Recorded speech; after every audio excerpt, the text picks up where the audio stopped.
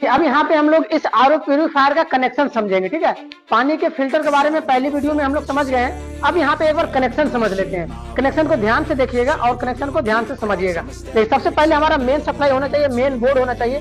देखिए, ये हमारा मेन बोर्ड है, इस बोर्ड में सप्लाई यहाँ पे आया हुआ है और ये जो हमारा आरओ का लाइन है, मतलब इस तार से हम आरओ में लाइन लेके जाएंगे। ठीक है, सबसे पहले देखिए यहाँ पे कितने उपकरण लगा हुआ है इसके बारे में जान लीजिए। सबसे पहले हमारा एक एसएमपीएस लगा हुआ है जो कि एसी सप्लाई को डीसी सप्लाई में कन्वर्ट करेगा। फिर यहाँ पे हमारा एक बूस्टर पंप लगा हुआ है जो कि बूस्टर पंप में हम 24 वोल्ट सप्लाई को देंगे तो ये हमारा काम करने लगेगा।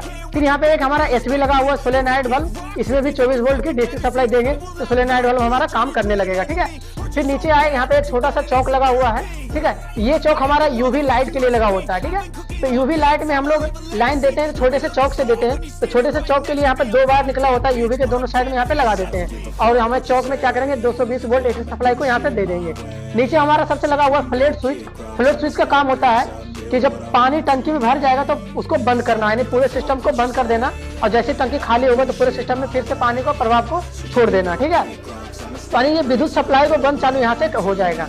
चलिए समझिए, सबसे पहले स्टार्टिंग में क्या करेंगे, हमारा जो मेन लाइन आएगा, मेन लाइन का एक फेज वायर को लेंगे और फेज वायर को सबसे पहले हम फ्लोट स्विच के एक तार में जोड़ देंगे। देखिए, फ्लोट स्विच का 2 वायर है तो फ्लोट स्विच के एक वायर में जोड़ दिए और फ्लोट स्विच का दूसरा वायर लेंगे यहाँ पे और फ्लोट स्विच का दूसरा वायर दोनों चौक के एक तार में जोड़ देंगे। देखिए, दोनों चौक का एक तार को आपस में जोड़ देते हैं। यहाँ से दोनों चौक के एक तार को आपस में जोड़ दिए और उसी के साथ क्या करेंगे, इसको जोड़ देंगे यहाँ पे। ठीक है, इस प्रकार से दोनों तार में यहाँ पे मिक्स हो गया।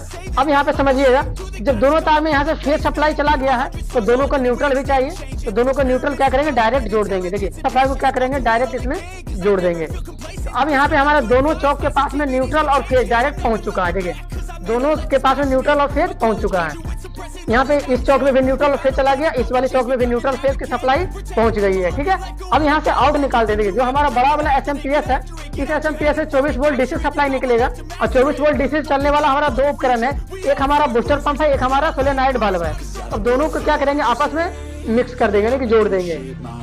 प्लस को प्लस के साथ में और माइनस को माइनस के साथ में दोनों को जोड़ देंगे और दोनों में क्या करेंगे 24 वोल्ट सप्लाई दे देंगे, क्योंकि दोनों मोटर हमेशा एक साथ चलेगा। जब ये बूस्टर पंप चलेगा तभी सोलेनॉइड बल्ब ऑन होना चाहिए, जब ये सोलेनॉइड बल्ब चलेगा तभी हमारा बूस्टर पंप को चलना चाहिए। ठीक है, तो दोनों एक साथ चलेगा, इसीलिए दोनों को एक साथ यहाँ पे सप्लाई को दे देंगे। ये दोनों में क्या किया, सप्लाई को यहाँ पे जोड़ दिया। अब ये 24 वोल्ट डीसी सप्लाई यहाँ पे जुड़ चुका है। ठीक है, ये पूरा कनेक्शन फाइनल हो गया। अब यहाँ पे सप्लाई को क्या करेंगे, लगा देंगे, तो बिल्कुल अच्छे तरीके से ये काम करने